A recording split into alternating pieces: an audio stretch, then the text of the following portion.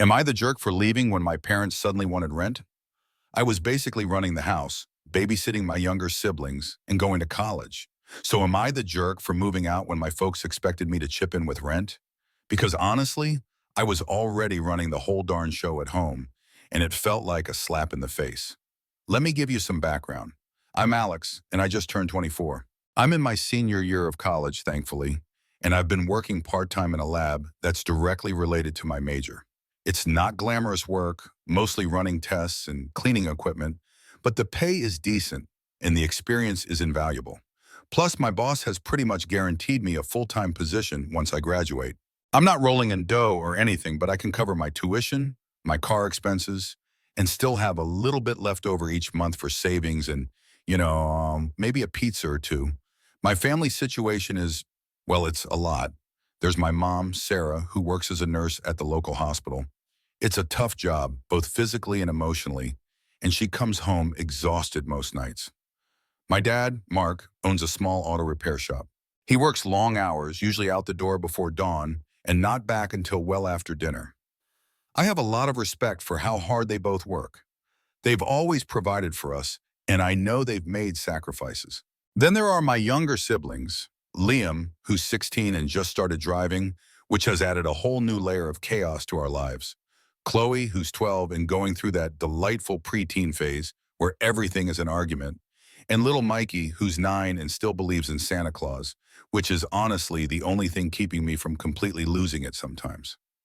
Over the past few years, I've kind of morphed into the household manager. It wasn't a conscious decision, not some big family meeting where we all sat down and divvied up responsibilities. It just sort of happened, bit by bit. It started with me picking up groceries if I was already out running errands. Then it was helping mom with dinner a couple of nights a week. Before I knew it, I was planning the weekly menus, doing the grocery shopping every Saturday morning, cooking dinner almost every night, packing everyone's lunches, doing all the laundry, and I mean all of it for 5 people, and generally making sure the house didn't descend into complete anarchy. I also became the unofficial scheduler and reminder-in-chief. I kept track of Liam's football practices and Chloe's dance classes, made sure Mikey had his homework done, and reminded everyone about doctor's appointments. I wasn't trying to be a martyr or anything. It just felt like if I didn't do it, it wouldn't get done. My parents were stretched thin with work, and my younger siblings, well, they're kids. They needed someone to take the lead. My parents definitely appreciated it, at least they said they did. I'd hear things like, "Thanks for dinner, honey," or "We don't know what we'd do without you, Alex." And honestly, it felt good to help out. But over time, that feeling of helping started to morph into a feeling of obligation, like it was just expected of me. If I had a late night at the lab or a big exam coming up and didn't manage to get the laundry done, the passive-aggressive sighs and pointed comments would start. It felt like I was holding the whole operation together, and if I dropped the ball, everything would fall apart. Then came a few weeks ago. I had been saving up for a while, and I finally decided to treat myself. There's this really nice microscope I needed for some advanced lab work, and it wasn't cheap. After months of scrimping and saving, I finally had enough to buy it. It's a pretty specialized piece of equipment, so it stays in my room, and honestly, it's mostly for my studies. The rest of the family uses the old hand-me-down microscope we've had for ages in the basement. I didn't make a big deal out of it, didn't flaunt it or anything. I was just quietly excited to have something nice that was mine, something that would actually hourly help me with my future career. Apparently, Liam didn't see it that way.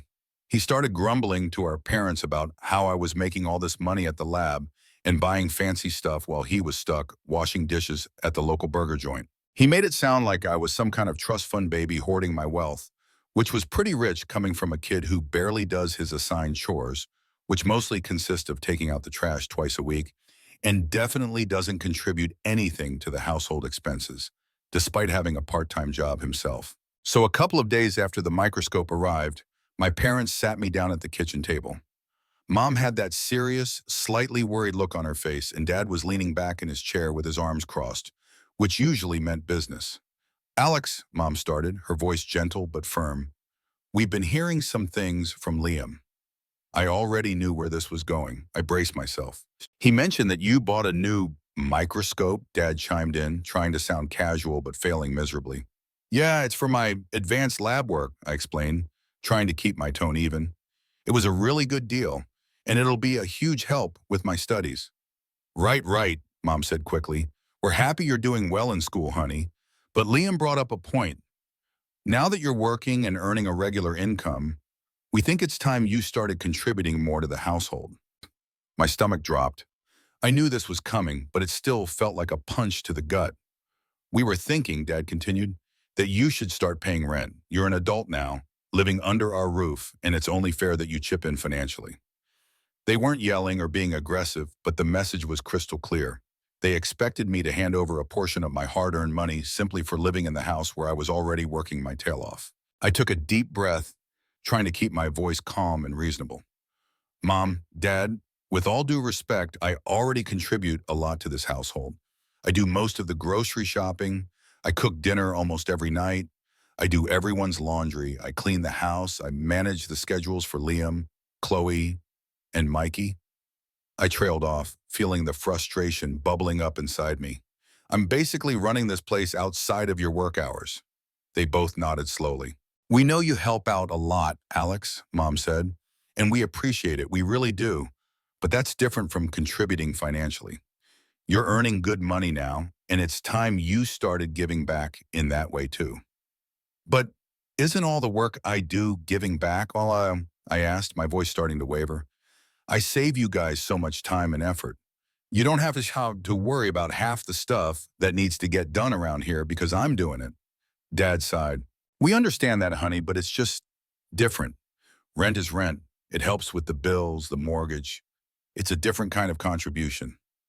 I walked away from that conversation feeling completely gutted. For years, I had been working my butt off, juggling school, work, and essentially running the household, and not once had they said, "Hey, Alex, you're doing too much. How can we help ease your burden?" Instead, the moment I bought something for myself, something that would benefit my future, suddenly I was being told I wasn't doing enough. Suddenly, all the invisible labor I had been pouring into this family for years didn't count for anything. It just felt incredibly unfair. I went back to my room and just sat on my bed for a long time, staring at the ceiling. I started doing the math in my head. If I gave them the amount I suspected they'd ask for, probably a few $100s a month, that would put a serious dent in my savings. I'd still have enough to cover my basic expenses, but the thought of handing over a chunk of my paycheck just to live in a house where I was already acting as an unpaid domestic servant, it just didn't sit right with me. It wasn't just about the money, honestly. It was the principle of the whole thing. I was expected to work, go to school, manage the entire household, and now also financially contribute, just because I was finally starting to get a tiny bit of financial stability. Then a thought sparked in my mind.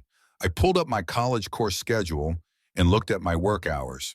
If I dropped a couple of my elective classes, I could pick up more shifts at the lab. It would mean pushing back my graduation by a year, maybe even a little more, but I'd be making significantly more money.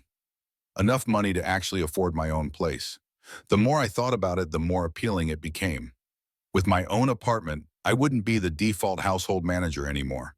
No more endless loads of laundry for 5 other people. No more meticulously planning weekly meals and then spending hours in the kitchen cooking them. No more grocery shopping trips that felt like expeditions. No more organizing everyone else's lives and fielding complaints about who used the last of the milk or didn't clean the bathroom. I would have time, I would have peace, I would finally have a space that was truly mine, not just a bedroom with a door I closed at night. The idea was incredibly liberating. I knew it would be tough. I knew my parents would be stressed, and my younger siblings would probably be completely lost without me constantly telling them what to do. But a part of me felt like maybe that's what needed to happen. Maybe they needed to see what life was like without me running the show for them to finally realize just how much I had been doing all along. So yeah, I made the decision. I was moving out. So I did it. I packed up and left. It wasn't some dramatic exit with slamming doors and tearful goodbyes. There were no shouting matches or heated confrontations. I just left. I quietly made arrangements. Found a short-term sublet through a friend of a friend and started packing my car. It was honestly kind of humbling, seeing all my worldly possessions fit into the trunk and back seat of my modest sedan. Years of being rooted in the same place, and all I really had to show for it was a few boxes of clothes, my laptop, some work supplies, a small TV, and of course my precious new microscope, tucked carefully in its case like it was a piece of treasure. I booked 2 weeks in a tiny one-bedroom unit downtown before I even told my parents my decision. I knew there would be emotional fallout, and I didn't want to deal with it in the moment under their roof. I needed some space to breathe and get everything sorted with my job, my classes, and finding a more permanent place. The sublet wasn't fancy, the furniture was mismatched, and the walls were thin enough to hear my neighbor's questionable taste in music, but it felt like freedom. The first night in that little apartment, I sat on the worn-out couch with a container of cheap takeout, just existing in silence, no one asking where the laundry detergent was. No one wondering what was for dinner tomorrow. No demands, no obligations, no responsibilities except the ones I chose for myself. It was surreal. I might have even teared up a little, not out of sadness, but out of sheer relief. I'm not going to lie, I may have gone a little overboard on the whole freedom thing in those first 2 weeks. I hadn't realized how much of my life had been on pause while I was living under my parents' roof. It wasn't just the lack of physical privacy, it was the constant psychological weight of always being on, always managing, always being the reliable one. I'd never really had the chance to just be myself, to explore my own interests and desires without feeling guilty about neglecting some household chore or another. I hadn't dated properly in years. But now, here I was, living alone for the first time, with a decent income, time to spare, and no one watching over my shoulder. Let's just say I made up for lost time. No regrets. After those initial 2 weeks, I signed a lease on a small but comfortable apartment just outside the city core. It wasn't luxurious, but it was clean, quiet, and most importantly, mine. I set up my own little corner of peace, a couch that no one else sat on, a kitchen where food didn't mysteriously disappear, a bedroom that stayed clean unless I messed it up. It was bliss. I decided to finish out the current semester as a part-time student to keep things manageable. But I'd already talked to my boss at the lab and arranged to move to full-time hours over the summer. Then, come fall, I'd balance a reduced course load with continued full-time work. It meant my degree would take a little longer, but I was financially independent now, and that felt like it mattered more than rushing through school. Of course, all of this came with fallout. I didn't expect everyone at home to be thrilled about my decision, but the backlash was louder and more bitter than I anticipated. My parents were genuinely shocked. I think they honestly believed that I'd cool off after our conversation and just fall back into my old routine, like I always did. They never imagined I'd actually go through with it, that I'd really pack up and leave. They were upset, and they weren't hiding it. There were passive-aggressive texts from Mom about how much they miss me, awkward silences when I briefly went back to pick up some mail, and one long, guilt-tripping email from her laying out everything they felt I owed them. I haven't answered it yet. Honestly, I don't even know where to begin. From what I hear through Liam, who occasionally texts me complaining about his newfound responsibilities, the house is a disaster. Not physically falling apart, but the rhythm is gone. That quiet, invisible structure I kept in place is gone now. And it turns out no one really knew how much I was doing until I stopped doing it. My parents, bless their exhausted hearts, didn't have the bandwidth to pick up the slack, so they made the next logical move in their eyes. They dumped it all on Liam.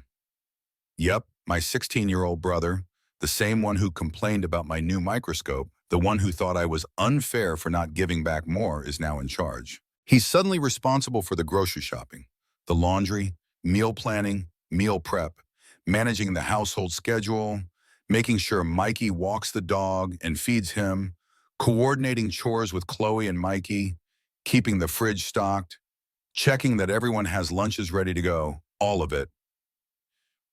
His own minimal chores didn't disappear either, and Chloe and Mikey had their responsibilities ramped up to compensate. And guess what? They're all pissed. My younger siblings, who used to coast through the week with lunches magically packed and laundry folded neatly on their beds, now have to actually pull their weight. Mikey is suddenly very aware that feeding the dog doesn't just mean pouring kibble into a bowl. It also means making sure there's kibble in the house to pour. Chloe, who used to leave her dirty dishes in the sink for later, now gets lectures from Liam about cleaning up after herself immediately. It's like the whole house was running on an engine no one could see, and now that I'm gone, the engine stalled and they're trying to crank it back to life with sheer resentment. Liam, though, is especially salty. Apparently, he's constantly overwhelmed. He complains about not having any free time, about not being able to hang out with his friends as much, and he's frustrated that his girlfriend isn't allowed over when my parents aren't home because he's supposed to be in charge. He doesn't have a private space to just be, the way I used to not have one, and he's realizing how suffocating that can be. He's been telling mutual friends how unfair it is, how he's been dumped with all this responsibility, how no one listens to him, how tired he is. Ironic, right? I haven't rubbed it in. I haven't gloated. But I won't lie, there's a part of me that feels vindicated. This is what I was doing. This is what I carried, and no one saw it until I put it down. I do feel bad sometimes. I don't hate my family. I love them. But I spent years putting everyone else ahead of myself, believing that if I just worked harder, if I just held everything together a little tighter, maybe it would be enough. But it never was. The moment I had something of my own, I was guilted for it, expected to hand it over, expected to do more. It didn't make sense to keep doing all that and then pay rent on top of it. If I was going to be treated like a tenant, then I was going to live like one, with my own lease, my own space, and my own freedom. So now I live in my own place with my own things, answering to no one. I go to work, I come home, I cook for myself or not at all. I clean when I feel like it. I sleep without being woken up early because someone forgot to set their alarm. I come and go as I please. And yeah, the guilt lingers some days, but freedom tastes so much better. It's been a few months since I moved out, and honestly, I thought the initial chaos back home would have settled down by now. I figured that with a bit of time and enough frustration, they'd all fall into some kind of new rhythm, that the responsibility would eventually redistribute itself, or at least the others would step up out of necessity. But that's not what happened at all. Instead, what happened was a slow, creeping dysfunction. That invisible labor I had been doing for years didn't just vanish into thin air when I left. It accumulated. It piled up like unwashed laundry in the basement. The systems I had quietly maintained without anyone really noticing. The chore charts, the meal prep rotation, the grocery lists organized by aisle, all collapsed. And the thing about invisible labor is that once it stops, you don't just notice its absence. You feel the consequences constantly, daily. My 16-year-old brother, Liam, the one who once complained about how unfair it was that I bought a microscope and that I made money without contributing, was now the reluctant captain of a rapidly sinking ship. He had been tasked with taking over everything I used to do, but unlike me, he never had the discipline, the experience, or frankly, the bandwidth for it. The chore chart I used to update like clockwork was long forgotten, not just outdated, but buried under a pile of unopened mail on the kitchen counter. Meal prep became an occasional event, sometimes skipped entirely. I heard through Mikey that one week their entire meal plan consisted of a single frozen lasagna and a family-sized bag of chips from Costco. He even sent me a picture of his dinner plate with a sad-looking thumbs-up emoji. It was almost comical if it wasn't so sad. Even the dog, Buster, didn't escape the fallout. My 9-year-old brother, Mikey, who I used to constantly remind and double-check, forgot to feed him 2 days in a row. When I found out, I had to physically restrain myself from driving over there and fixing it myself. But I didn't. I held the line because this was their house now, their responsibility. From what I've gathered, mostly through sporadic complaining texts from Liam, the house itself became a constant mess. Dishes stacking up in the sink, laundry left wet in the washer until it started to smell, random fast food wrappers on the counters, half-finished school projects scattered across the dining table. No one knew if there was milk in the fridge until they were pouring a bowl of cereal and discovered an empty carton. It wasn't that my family was incapable. It was that they had no muscle memory for the day-to-day maintenance I had always done silently in the background. And now they were having to build that from scratch in real time while already feeling overwhelmed. My parents, who both still work full-time and are perpetually exhausted, tried stepping in at first. They really did, but they just didn't have the energy for it. Mom would come home from her grueling shifts at the hospital too drained to even think about coordinating who cooked or vacuumed or made sure the lunches were packed for the next day. Dad, who already works incredibly long hours at his shop, wasn't about to start managing household logistics in the little free time he had. Tensions started to build. They began getting snippy with everyone, snapping at the kids, arguing more frequently, and walking through the house with that specific exhausted frustration that only comes from constantly picking up other people's slack. That's when the subtle campaign to get me back started. First, it was small, easy to ignore texts from Mom. The kids miss you, maybe come by for dinner sometime, or made your favorite casserole tonight in case you're in the area. Then Dad started chiming in with equally transparent ploys. Hey, the Wi-Fi setups have been acting weird. Think you could maybe take a look when have a chance? They never outright asked me to move back, at least not at first, but the intention was as clear as day. They were testing the waters, trying to reel me back in with nostalgia, guilt, and small requests that they clearly hoped would snowball into me just moving back in. I wasn't buying it. I stayed polite but firm in my replies.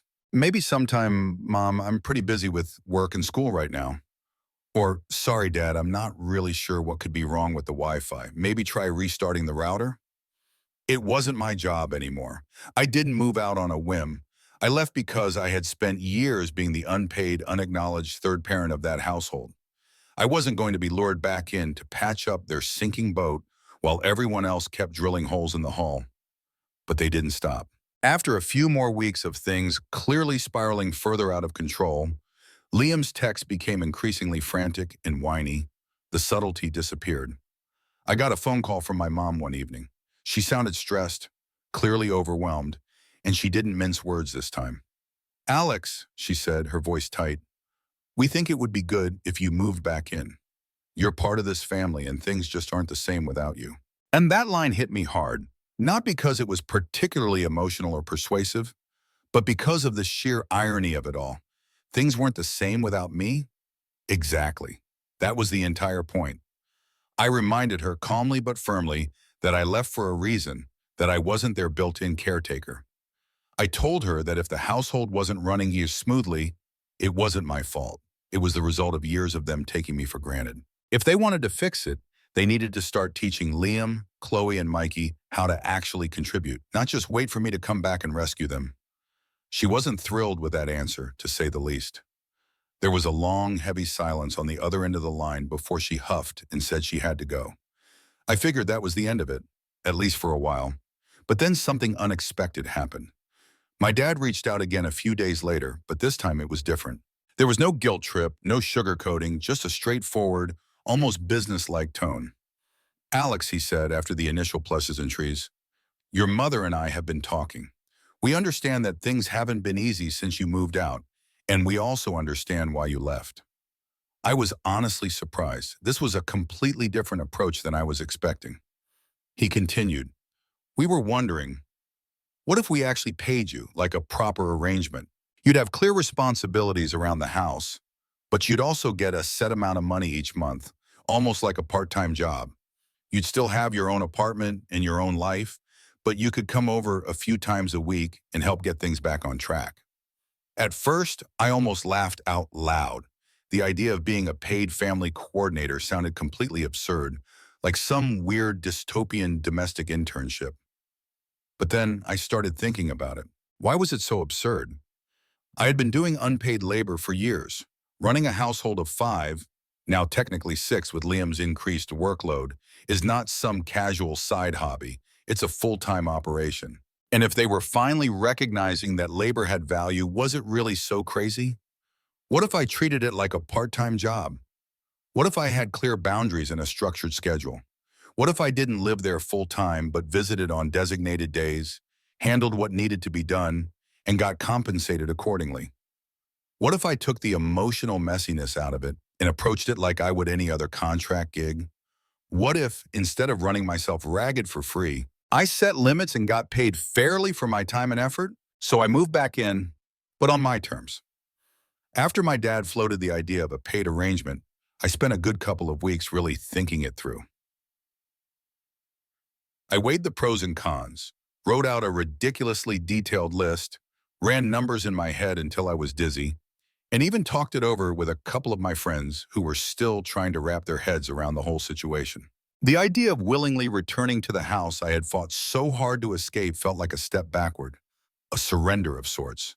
But the more I considered it, the more the idea of monetizing the years of unpaid labor I had already put in, without any recognition, became strangely appealing. It wasn't because I missed the chaos or the constant demands, but because for the first time I'd be in control. I wouldn't be drifting back into old unhealthy patterns.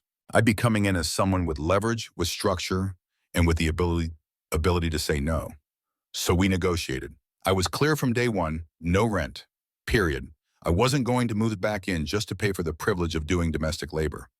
My parents agreed to that without much argument, which honestly surprised me. I also told them I wanted my own room, which was a given, but I added a non-negotiable condition, a lock on the door. I bought it myself, installed it myself, and kept the key on my own keyring. It was symbolic as much as it was practical. This wasn't going to be my childhood bedroom anymore. This was going to be my space with clear boundaries that everyone had to respect. But the most important part was the written agreement. I typed it up myself, nothing fancy, just a clean one-page document that laid out exactly what I would and would not be responsible for. I would coordinate the household logistics for no more than 5 hours a week, total. That included prepping meals for the week on Sundays. Just dinners, though. Lunch was everyone's own problem. I'd also build out a grocery list based on what people submitted to a shared online spreadsheet and create a weekly chore chart that broke down tasks by day and assigned them by name. On Wednesday evenings, I'd have a quick check-in with everyone to make adjustments and reassign anything that had fallen through the cracks. That was it. If someone didn't do their part, I wasn't picking it up. I wasn't covering for anyone. I wasn't going to be the backup plan anymore. In return for these limited services, I would receive $500 a month, no strings attached. It was basically a side hustle now. My version of freelancing for a very dysfunctional, hyper-local nonprofit with 7 board members who couldn't agree on anything. I still kept my apartment. The agreement was that I would come over to the house on Sundays for a few hours to do the bulk of the planning and meal prep, and then again on Wednesday evenings for the check-in and any necessary adjustments. I was still working full-time at the lab and taking part-time classes to finish my degree. The difference was that when I was at the house, I wasn't the third parent anymore. I was just a consultant. I showed up, I did my 5 hours, and then I went back to my own life. The impact was immediate and honestly pretty satisfying to watch. Liam had to go back to managing his own schedule, which was a major wake-up call for him. The same brother who once thought I was being selfish for not sharing my things was now suddenly very aware of how much easier life had been when I was quietly keeping the entire household functional. Now he had to do his own laundry, prep his own meals on the nights I wasn't cooking, and actually wiggle his assigned chores like everyone else. My younger siblings also had a hard reality check. There were no more invisible hands cleaning up after them, no quiet reminders about forgotten lunch bags or late-night laundry swaps.